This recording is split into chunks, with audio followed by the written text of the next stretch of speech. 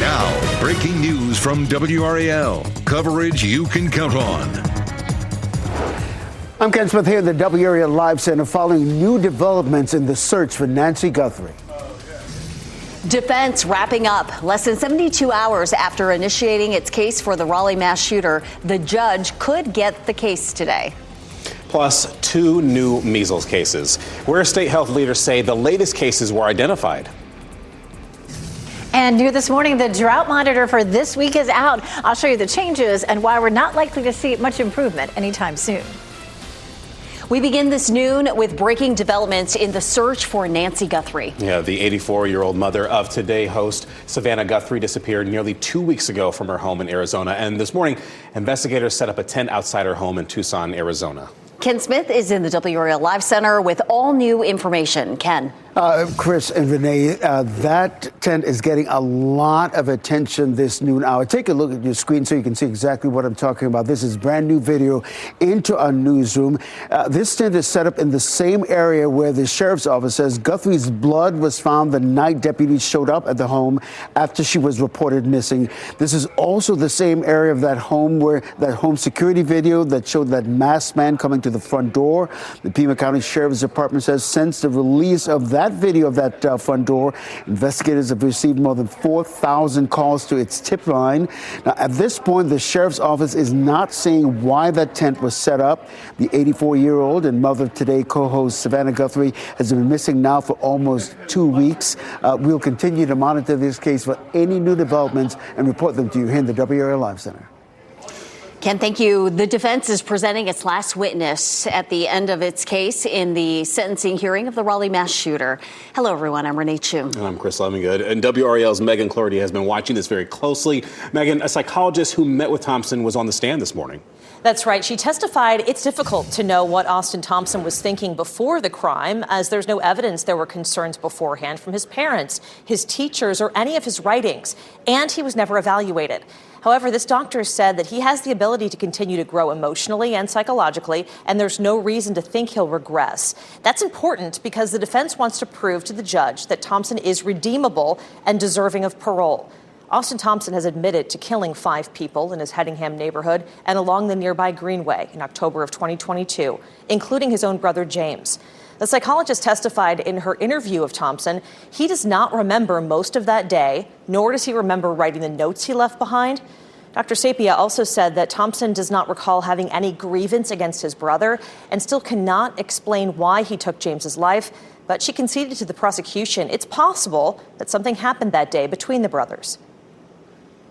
Anything's possible, but given the family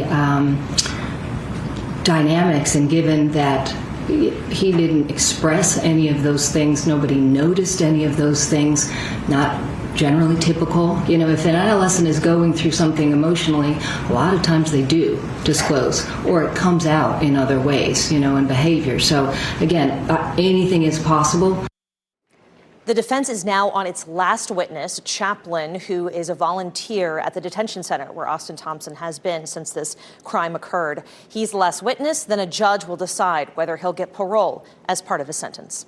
Significant update this afternoon. Thank you, Megan. And we have breaking news related to the spread of measles in North Carolina. In the last 90 minutes, we learned a person with measles visited a Goodwill store in Orange County, potentially exposing others to the virus.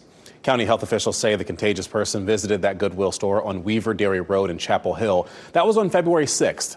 And in Buncombe County in western North Carolina, there was a confirmed case of measles there as well. The patient is an adult. And just this week, nearly a dozen locations in Wake and Durham and Johnston counties have been identified as places where someone with a confirmed diagnosis visited. 18 cases of measles have been confirmed in North Carolina since December.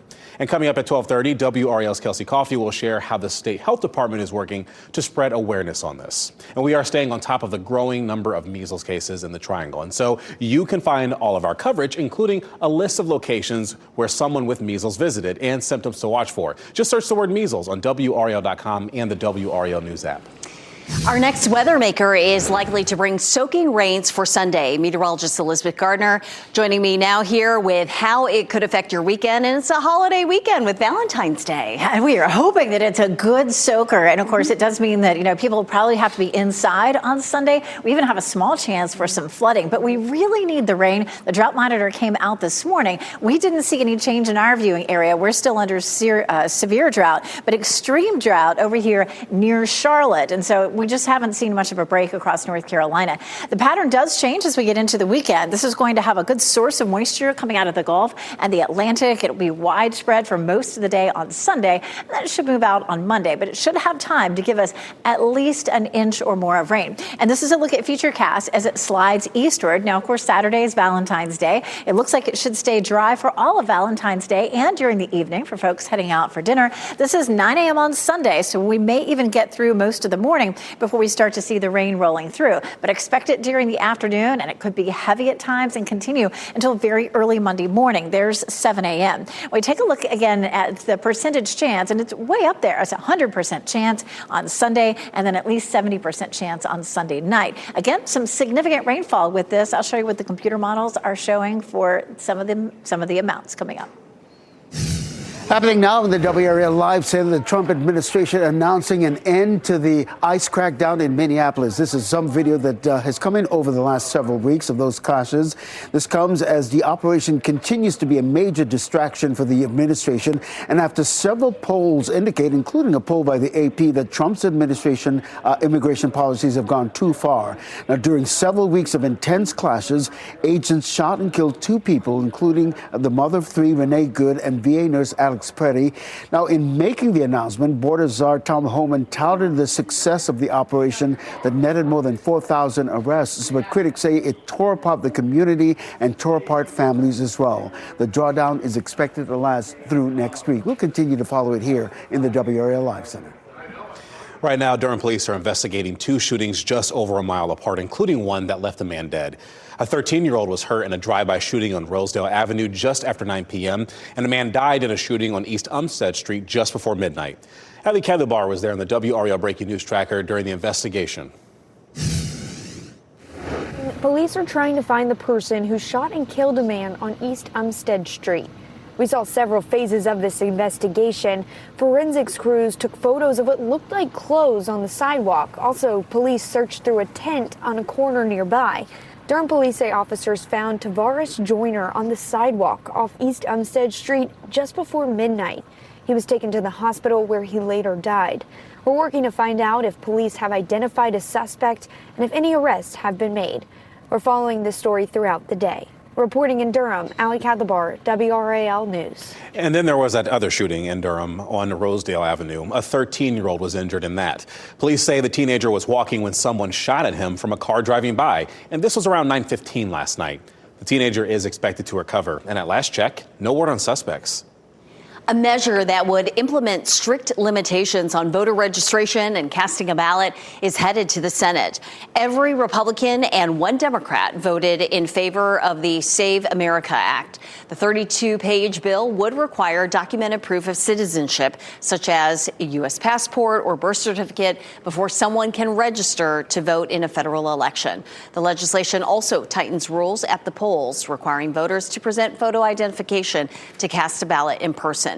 Critics argue that it could create barriers to voting, while supporters say the bill strengthens election integrity. By voting for the Save America Act, House Republicans did exactly what the American people sent us here to do. It's promises made, promises kept. Voting rights groups have said the bill would pose a barrier for millions of American women and others who have changed their legal names because of marriage, assimilation, or to better align with their gender identity. An estimated 69 million American women and 4 million men do not have a birth certificate that matches their current legal name. Polls are now open for in-person early voting for the 2026 primary elections. This year's election features races for an open U.S. Senate seat, as well as every U.S. House and state legislative district. Many voters will also be asked to choose local prosecutors, sheriffs, and other city or county leaders. This is all ahead of the general election in November. For important dates and other details on how, when, and where to vote, you can go to WRAL.com. Republicans and Democrats are calling for Attorney General Pam Bondi's resignation after a heated hearing on Capitol Hill. She's accused of lying under oath regarding her responses about the Epstein files, including a connection between Jeffrey Epstein and President Trump. NBC's Ryan Nobles reports. It was a hearing that was combative right from the very start. You can let her filibuster all day long, but not on our watch. Not on our time. No way. And I told you about that, Attorney General, before you started. You don't tell me. Yeah, I did tell you because we saw what you did in the Senate. A hearing with Attorney General Pam Bondi that got so heated, one Democratic member left the hearing room. Didn't ask Merrick Garland anything about Epstein, not once. When he was weak sauce. Also, I want the record to reflect that, with this anti-Semitic culture right now, she voted against a resolution condemning. Is Jewish. I just want to be clear. So you want to go there, Attorney General? Are you serious? Talking about anti-Semitism to a woman who lost her grandfather in the Holocaust? Bondi challenged by Republican Tom Massey over the Department of Justice redactions in the file, including Leslie Wexner, founder of Victoria's Secret. Within 40 minutes, Wexner's name was added back. Within 40 minutes of me catching you red-handed. There was one redaction out of over listed as a co-conspirator. This guy has Trump derangement syndrome. Congresswoman Pramila Jayapal asking Epstein survivors in the audience to stand and offering Bondi the opportunity to apologize to them. Will you turn to them now and apologize for what your Department of Justice has put them through? I'm not going to get in the gutter for her theatrics. Afterwards, several of those survivors sitting down with NBC's Hallie Jackson. Show me your hands if you were satisfied with what you heard from the Attorney General today. Nobody. There wasn't even an adult in the room that could apologize for the damage done to children and girls. Saying they just want accountability. We've heard several times our government say, we're moving on from this, and that just enrages me. Next at noon, Border Patrol shooting video. We're going to show you a little bit more of video of the moment an agent shot a U.S. citizen during an immigration crackdown. Couples connection, how you can grow closer to your partner this Valentine's Day. And the last witness, how close the 2022 Raleigh mass shooter sentencing hearing could come to an end. Coming up next, sea storms moving in with WRAL's exclusive Dual Doppler 5000, sponsored by the WRAL weather app. Download now for live radar.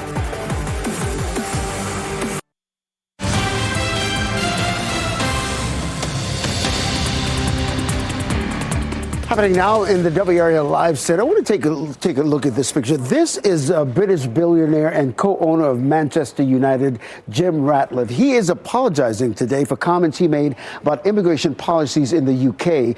He said the UK was colonized by immigrants, claiming it was due to high immigration levels and costs. Well, in a statement today, Ratcliffe apologized, saying he was answering questions at a European industry summit. His comments caused widespread outrage with the UK Prime Minister and others calling for him to apologize, which he did today. A Florida couple is free on bond after police say they got into a fight with others at a country club pickleball game. And what you're about to hear is part of that 911 call released. Hello. We're at First Creek pickleball court, and there's a fight that's broken out, and we need help. Are you at the country club in Port Orange? Yes, country club pickleball court. Come quick, please. Okay. How many people are fighting? There's about 20 people. 20 people at a pickleball club.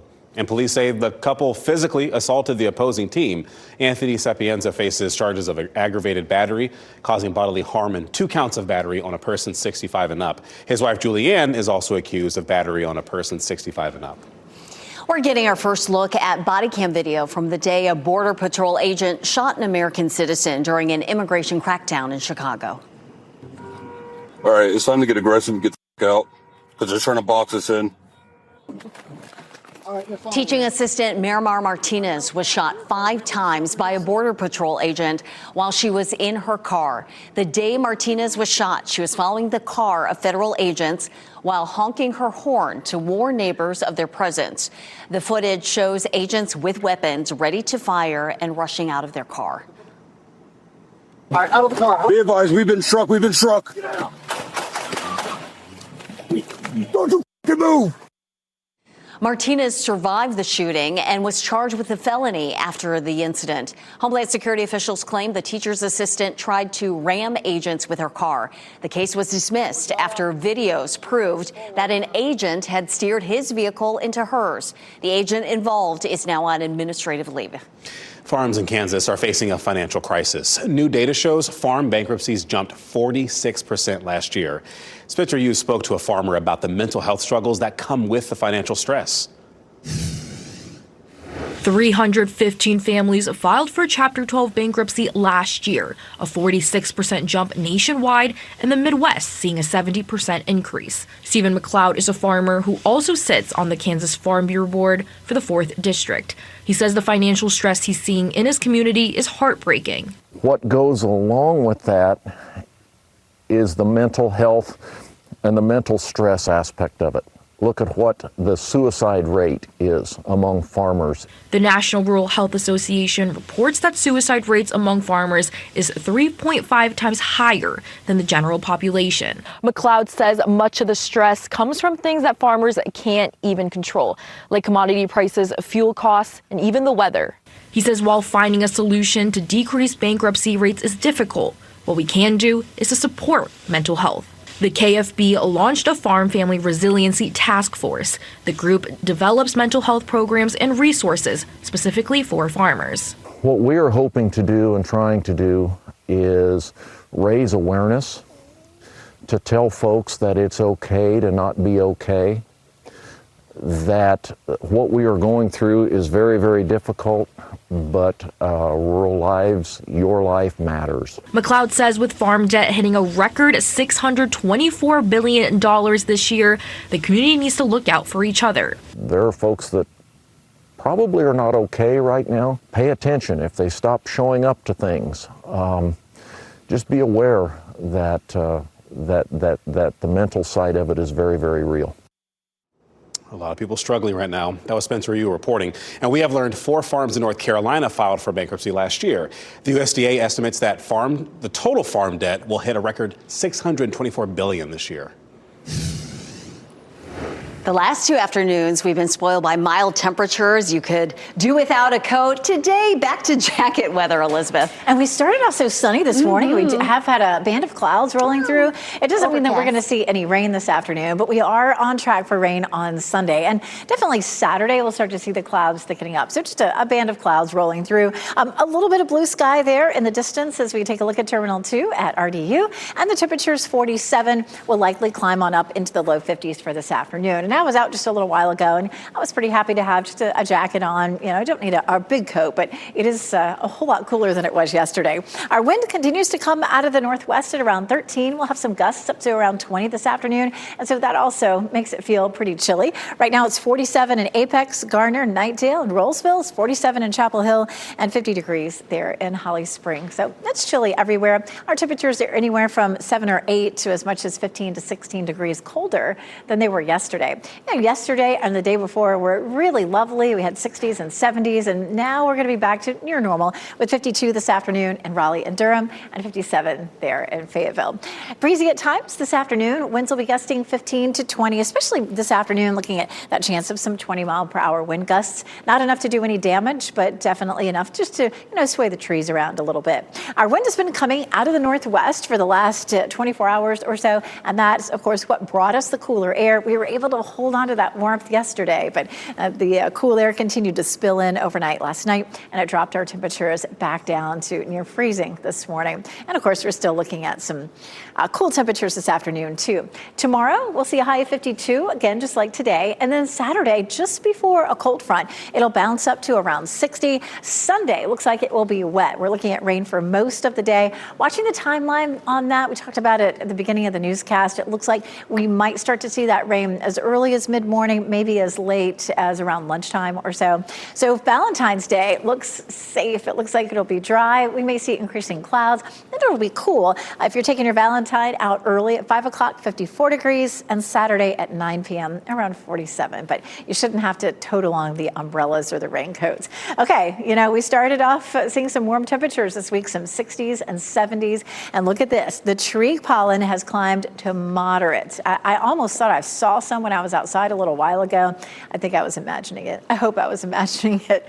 We go from 60 Saturday to 60 again on Monday for President's Day. Some people have the day off, and it looks nice. We should see clearing skies and a mild afternoon, but the warm-up continues the middle of next week. We're back to 68. And, there are pros and cons. It feels great, but those pollen counts will probably continue to creep up. What we really need is some rain, which we will see on Sunday, and we'll take a look at some totals we can see coming up. Elizabeth, thank you. Coming up on our news this afternoon, speeding up the DMV. Extended hours ended this week, making it even more challenging to get an appointment.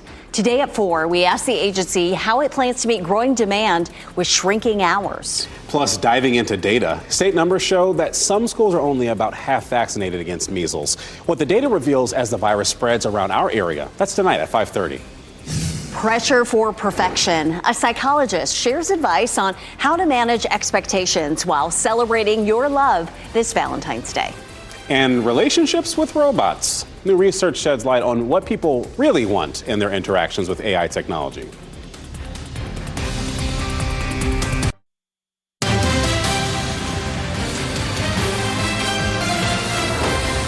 We are 2 days from Valentine's Day, and there is a growing number of people incorporating digital companions into their lives. Here's Ted Lindner with that report. With Valentine's Day right around the corner, there's a lot of talk of love in the air. But as more folks start to embrace robot and AI companions, researchers at Arizona State University say the relationship between humans and bots is evolving, but caution how they can't replace the empathy demonstrated by people. Empathy and genuine kindness, I think, comes from lived experiences, right? I, as a human, can relate when someone feels bad when they're bullied, because as a kid, when I was bullied, I know how that feels. A machine cannot feel that. It can simulate it. Testing the connection between people and machines, doctors Maura Scott and Martin Mende examine how patients would respond to a human-robot team in a medical setting. Patients did not like the robot being the team leader, right? They want the robot, the machine, to be supportive, but not in charge. Going forward, researchers say robots can help people with their manual labor, giving us a chance to pay more attention to the emotional side of things. Maybe when there is a patient that is heavy, the robot could help that nurse with lifting, and the nurse can focus on more of the human elements. Still, researchers say talking to robots can be a very personal experience in some ways. Working with robots kind of forces us to better understand ourselves and what our needs are, and our own comfort levels and our own worries. And so from that standpoint, working with robots is, I think, very enlightening into the human psyche as well. WRAL's Smart Shopper put together a list of some of the best deals that you can take advantage of this Valentine's Day weekend. Our team is updating a list of deals that you'll find locally, and you can find it on WRAL's Smart Shopper page under the consumer tab of WRAL.com. 1226, final stages. Closing arguments could begin today in the sentencing hearing for the Raleigh mass shooter. We will hear from a defense witness on the stand after the break. Plus, new measles cases. Health leaders are learning about new cases in our state, where the latest patients are located. And here's a look at your winning NC Education lottery numbers.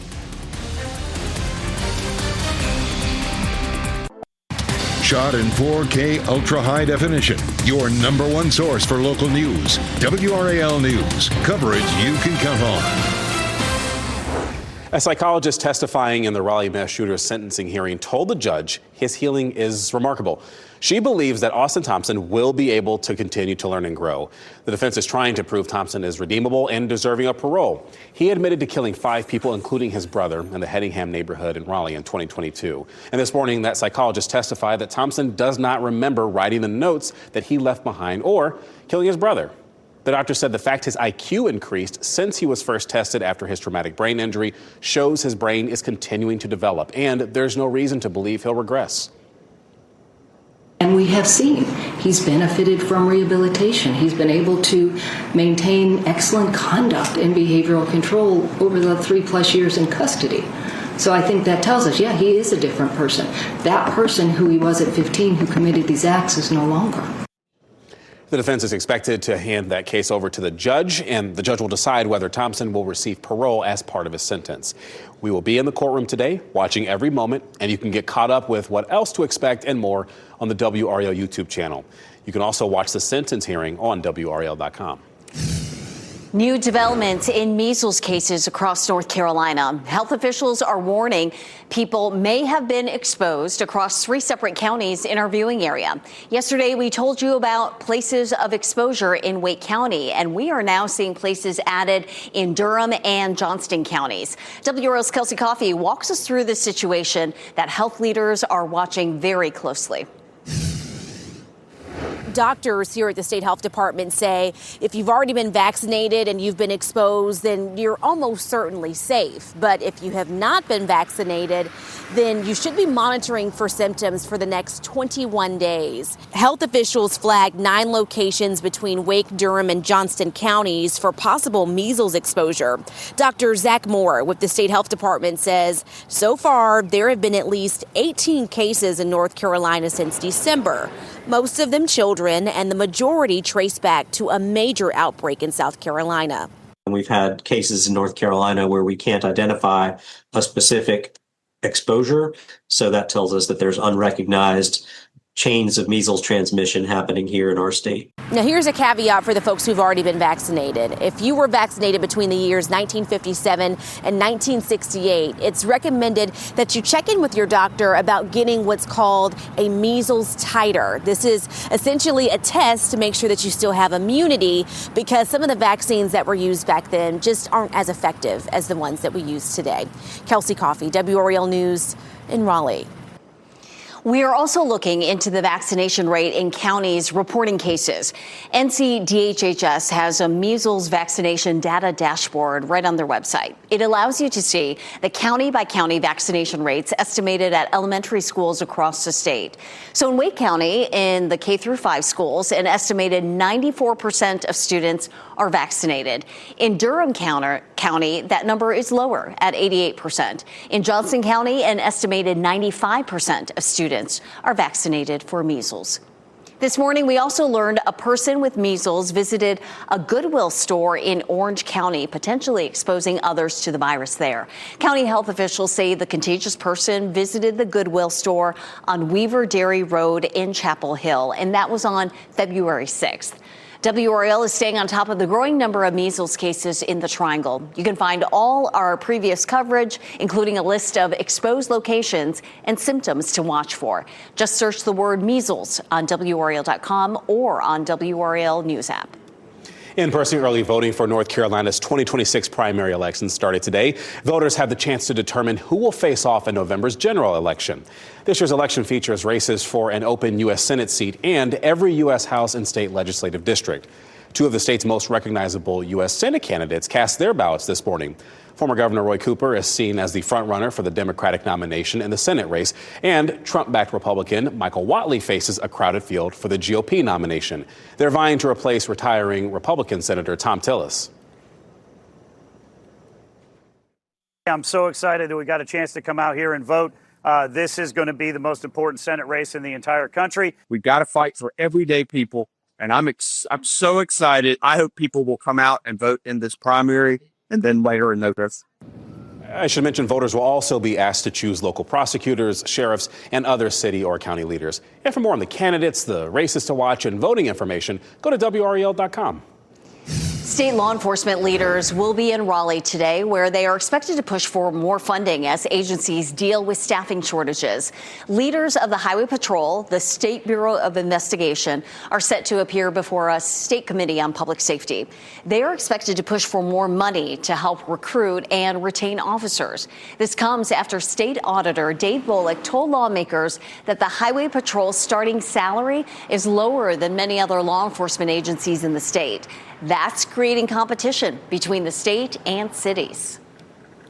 You have municipalities across the state in an effort to provide additional safety benefits to their constituents, have raised salaries at the municipal level that far exceed what the Highway Patrol can pay.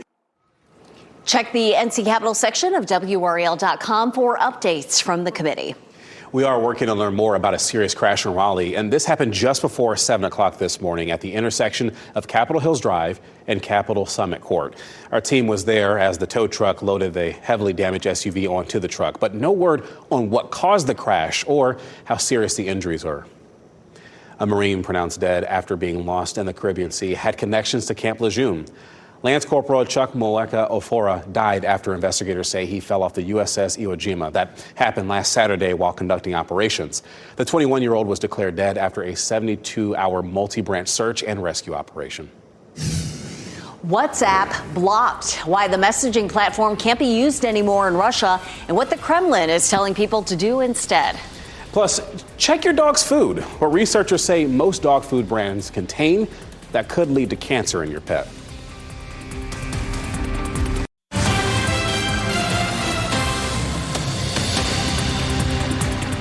Olympic downhill champion Breezy Johnson crashed during today's Super G, but she is still coming home with another piece of hardware. About an hour after her last race at the Winter Games, her teammates surrounded her in the finish area, and Johnson's longtime boyfriend, Connor Watkins, got down on one knee and popped the question.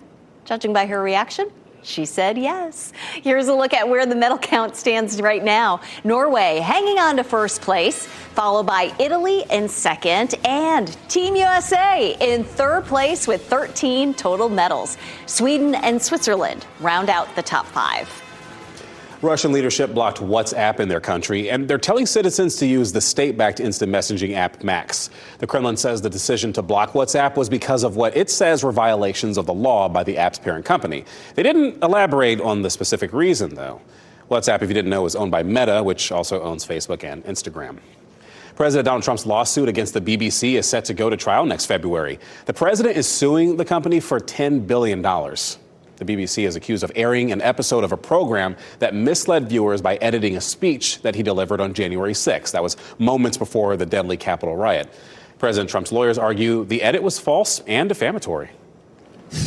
Deadly airbag risk. A major automaker puts hundreds of thousands of cars on the do not drive list. What you can do to make sure yours is safe. Plus, protecting your pets. A new study reveals an alarming amount of contaminants in your dog's food. The changes you can make to better support your animal's health.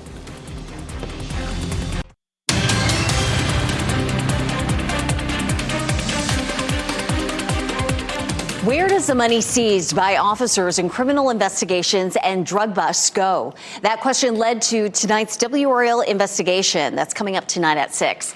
WRAL Investigates Sarah Kruger shares the huge amounts of money coming to local departments and why some are concerned about it. In the past 5 years, North Carolina law enforcement agencies have brought in more than $50 million seized in criminal investigations. Some of those agencies will tell you it's a good thing. It helps them outfit their departments. Critics, though, call it policing for profit.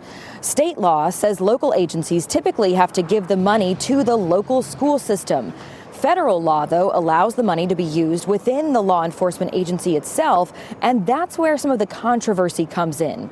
WRAL Investigates looked at the data going back 5 years to see how much money was brought in and what that money was used for. We'll explore that in tonight's story. I'm not saying that lots of North Carolina law enforcement agencies are abusing this, but the temptation for abuse is there. There's no profit in policing.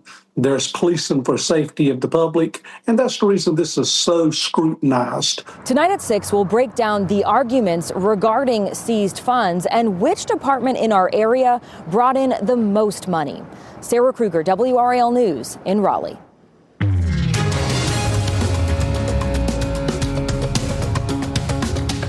Five on Your Side is monitoring a potentially deadly airbag recall. Automaker Stellantis issued a do not drive warning for roughly 225,000 cars. Federal safety leaders say Takata brand airbags caused nearly 30 deaths in the U.S. And in recent years, millions of them had to be replaced. The recall notice says the bags can explode and send metal pieces into the car. If your car has one, Stellantis will replace it for free. You can visit WRAL.com to see if your car is safe. And just a heads up, pet owners, there's a new study about the severity of contaminants in dog food. Nonprofit researchers at the Clean Label Project found most dog food has dangerous amounts of metals and contaminants. They found 13 times more heavy metals than in human food. That could lead to higher cancer rates in dogs. The study didn't break down specific brands, but did say kibble is the worst. Feeding your dog fresh and frozen foods could help keep them safe. That was Ted Lindner reporting. Some people might be feeling pressure to make Valentine's Day perfect, especially when you see how other couples celebrate on social media. Now, one psychologist says it's important to remember people only put good things that are happening on social media. Dr. Kia Ray suggests talking to your partner about their love language. So this includes acts of service, words of affirmation, physical touch, giving gifts, and quality time. She says knowing that information will help make the day more special. It's important to really show that affection and that appreciation throughout the year. So then that way you kind of build up some credits, right? So if it gets to Valentine's Day, you're just not feeling it for whatever reason, or it is a bad day, at least the other person knows, like, this is just one day. The other 364 days of the year, this person always shows me, how much they love and care about me. Dr. Pruitt says, don't worry, Valentine's Day can become easier to navigate as you get to know your partner. I am an acts of service guy, and Christy is a gift-giving lady. All right, going to Elizabeth Gardner. I think quality time is yours, isn't it? It is, yes, absolutely. And I like acts of affirmation. Is that what you called it?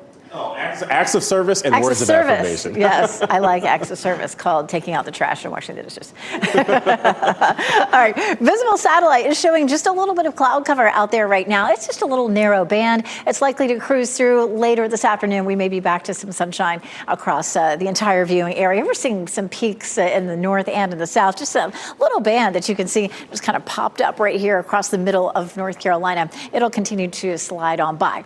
The big picture shows high pressure here near the Great Lakes, rotating clockwise. That is helping to push the cool air in. So we'll have another cold start tomorrow morning and a cool afternoon. And then we start to see our next system, which really hasn't started to develop yet, but it moves eastward and it will bring in some warmth for us on Saturday. We're not climbing into the 70s, but it should be a pretty nice day Saturday in terms of temperature. If your Valentine likes to have some time away to go play golf, it should be a pretty good day for that on Saturday. We may see some clouds, but it'll be mild. Plenty of folks out there at Pinehurst Resort and Country Club, but you can see the cloudy skies, and it's a bit breezy out there too. We have a northwest wind at 13, and we're gusting up to around 20. 47 is our current temperature. Again, we're going to hit 60 on Saturday with increasing clouds, but it stays dry. If you're taking your Valentine out for dinner, you shouldn't have to take along the raincoats or the umbrellas. Sunday is another story. If you have an early church service, you may be able to get that in before the rain starts, but it's probably going to be at least mid-morning before that rain begins, and then it's going to be heavy at times through the afternoon. This should bring us widespread rain as it moves across the country. We'll likely have some clearing on Monday, but this should be a pretty good rainmaker for us. We've watched so many systems days in advance over the last couple of months that looked good, and then they got here and they really wimped out. But we're hoping that's not the case in this situation. We should be dry at 9 a.m., but definitely by lunchtime and into the afternoon, you can see all this rain that rolls through. This is a look at the big picture of this moving on through. But let's jump ahead and take a look at our short range model. This is our high resolution model. This is midnight Saturday night and then into Sunday morning by 8 a.m. This version shows the rain as early as 8 a.m. and then really becoming heavier mid to late afternoon. You see the pockets of some yellows and oranges showing up. It does taper off a good bit for Monday morning, but there still could be some lingering showers during the commute on Monday. But definitely looking at a soaker for us on Sunday. How much rainfall? The models are in pretty good agreement that it's going to be over an inch. We're hoping for 1.5 inches to maybe even closer to 2 inches. But the flip side of that is we don't want to end up with that flood risk. We do have a low risk for flooding on Sunday, so we'll be watching out for that. Check out those temperatures on Sunday. With the rain, it's going to be cool in the mid-50s, but we climb back into the upper 60s by Wednesday. So we could have it all. We could have a nice soaker and some warm temperatures in this 7-day forecast. What's happening now in the WRAL Live Center? At the top of the broadcast, we told you about a white tent now set up outside Nancy Guthrie's home. She's been missing now for more than 2 weeks. Well, since that tent went up this morning, her daughter, Savannah Guthrie, of course, that's a co-host of the Today Show, she posted these home videos of her mom with her siblings when they were children. This shows them as they were growing up. They showed video of her mom, a picture also of her mom with all siblings, including Savannah, her sister, and her brother as well. This video is a situation where people have been posting to Savannah's Instagram account. We'll be back with top stories after the break.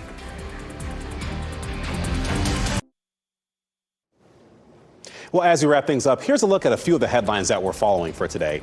The defense is presenting its last witness at the end of the case in the sentencing hearing of the Raleigh mass shooter. A psychologist who met with Austin Thompson was on the stand this morning, and Thompson admitted to killing 5 people in the Hedingham neighborhood of Raleigh and a nearby Greenway in 2022. The defense is expected to wrap up its case today or tomorrow, and then a judge will decide whether Thompson will get parole as part of his sentence. We learned this morning that a person with measles visited a Goodwill store in Orange County. Health officials in that county say the contagious person visited the store on Weaver Dairy Road in Chapel Hill February 6th.